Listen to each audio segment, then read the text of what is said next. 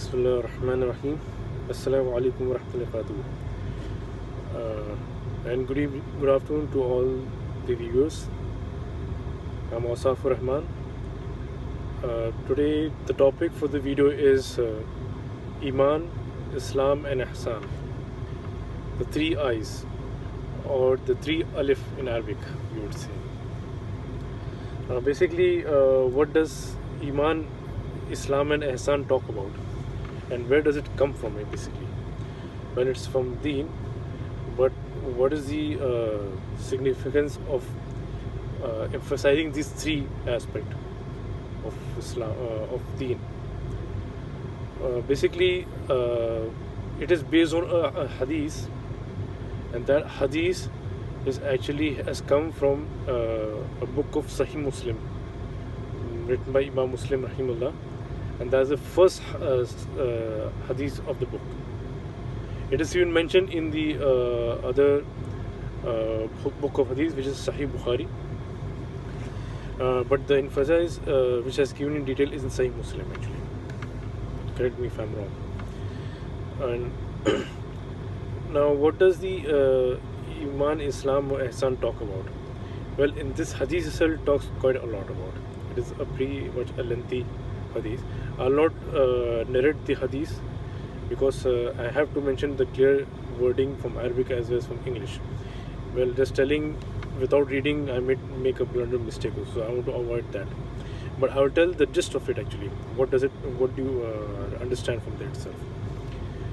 Now, very interestingly, this hadith has been narrated by Umar ibn al-Khattab radiyallahu anhu. It has been narrated in from other Sahaba Karam also, like Abu Hurairah radiyallahu anhu also. From other hadiths, I think, Bukhari, from Sahih Muslim, from Sahih Bukhari. But from Sahih Muslim, from this first hadith, this has been narrated from Umar ibn al-Khattab radiyallahu anhu. Now the narration, it goes in such a way, which pretty much interestingly, which it talks about the hadith itself. I mean, why this hadith has been narrated also.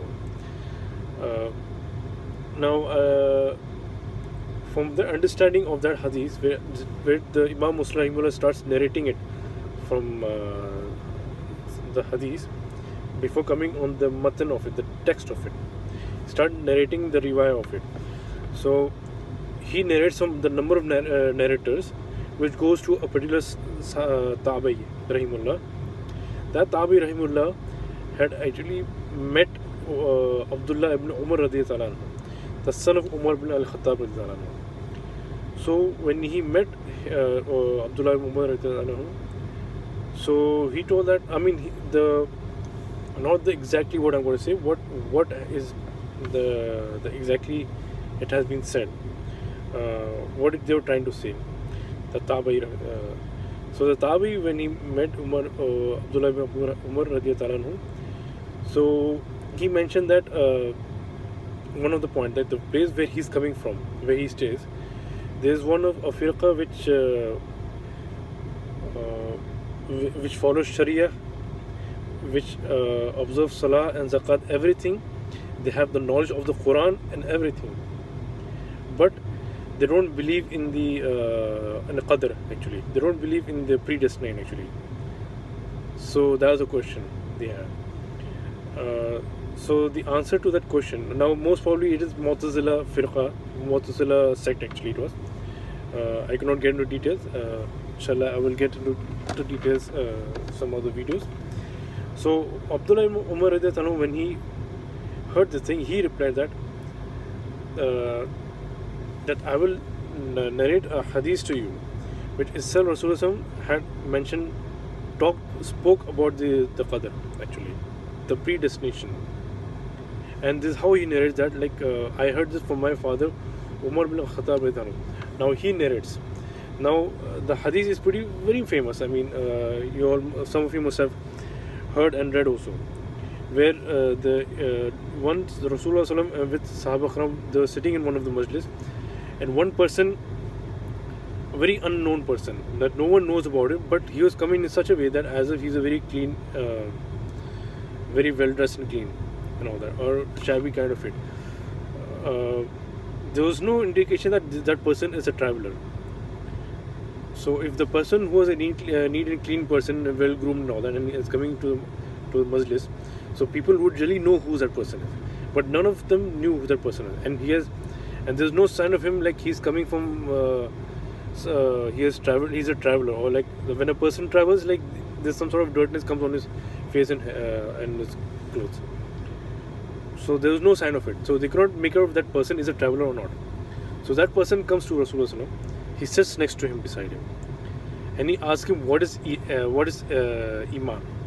So Rasulullah, he answers that the Iman is like believing in the Allah, His angels, His messenger, His books, in the hereafter, and the predestination. That what is Allah has ordained good. Anything good happens to you is by Allah subhanahu wa ta'ala. Anything bad happens to you is by Allah subhanahu wa ta'ala. That's predestination. That's qadar. So that's the thing. And even you all know about the Imani Mufassal. Among the Malaikati Kutubi Rasuli wal Akhir wa Khair Sharri min Allah Qadr Sharri min Allah Ta'ala wal Badi Batil Maut. Sorry, I'm reading a bit faster. So where does that come from? It is actually derived from this hadith actually. From this hadith, Imani Mufassal has been derived. It's about the Iman, and these are 6 beliefs about that every Muslim has to have a belief in and should know about. Then the second question that person asked Rasulullah, okay, what is Islam? Then the answer of Rasulullah is that Islam is like believing in Allah and Rasul, observing 5 prayers as Salah, observing fasting, and giving dues on zakat, and performing Hajj once in a lifetime. So he claimed, okay, that's the right answer. Then third question he asked, okay, what is Ihsan? Now the Ihsan he answered is that Ihsan is said that you believe as though you're doing any amal as if you're seeing Allah. But if you not able to do that, at least you feel you at least have and believe that Allah subhanahu wa ta'ala is watching when you do any amal. So he say yes. And then 2 more questions he asked. Like first he asked, like, okay, when is the day of Qiyamah? The Rasulullah says that the one you ask me, you know more than me. I don't know that. Okay. Then he asked, okay, fine. Another question. That can you tell any of the signs of the hereafter? That the signs of our coming of the Qiyamah. He said 2 important signs. One is that the slave woman will give birth to her own master, and the other sign is the people who are on the deserted people who used to feed the goats and everything will be building lofty buildings and all that. These 2 last questions I will not emphasize over. I'll talk about it inshallah later views. The main thing is these 3 topics: Ihsan, Islam, and Iman. So Ihsan. So Iman is about the 6th belief, Islam is about the 5 amal, and Ihsan talks about these 2. Having the kafir with Allah subhanahu wa ta'ala. Like your amal should be such that you're seeing Allah subhanahu wa ta'ala. If not, at least you should do amal in such a way that Allah subhanahu wa ta'ala is watching you. That's the thing. And that itself is in the talks in the Quran as the terminology given as tazkiyah. In Holy Quran, such kind of terminology is given as tazkiyah. For hadith, it is ihsan. And then that person says that you're the right answer and he believes it. Now that self, Rasulullah said, do you know who that person was? So the Sahaba Kram answered like, you Allah subhanahu wa ta'ala knows best. So Rasulullah answered that person is Angel Jibreel, who basically came here to tell that to give you, educate you, to teach you that what is Iman, Islam, and Ihsan is all about. Now, basically, the whole deen is a very comprehensive thing. But this hadith itself gives us a summary about like what our deen is all about. The main basic 3 things: Iman, Islam, and Ihsan. It has been summarized in such a way, in taking the whole thing aspect and taking the most important points for every Muslim life. That is Iman, Ihsan, Islam, and Ihsan. Now, this hadith has been narrated. This incident of this hadith happened during the last few years, a few days, months of Rasulullah Sallallahu Alaihi Wasallam. That happened during the last stages of Rasulullah's life. That's at the later stage, where complete all the Islam of the ahkam, everything has been established.